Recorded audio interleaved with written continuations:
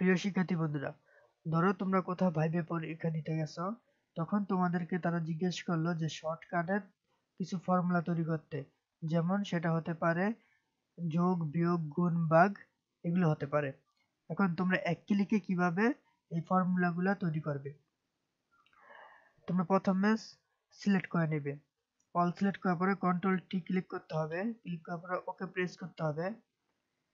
ওকে press করার পরে আমাদের টুল টেবিল টুল আছে, টেবিল টুলের মধ্যে এখানে টোটাল রো আছে, টোটাল রো আমরা ক্লিক করে দিব। ক্লিক করে দেওয়ার পরে আমাদের এখানে দেখবে যে অটোমেটিক আমাদের এভারেজ, হ্যাঁ, কাউন্ট, ম্যাক্স, মিন, সাম সবকিছু শো করছে। দেখেন এভারেজে দিলে আমাদের প্রত্যেকটা যে যোগফল এগুলো বের হয়ে গেল।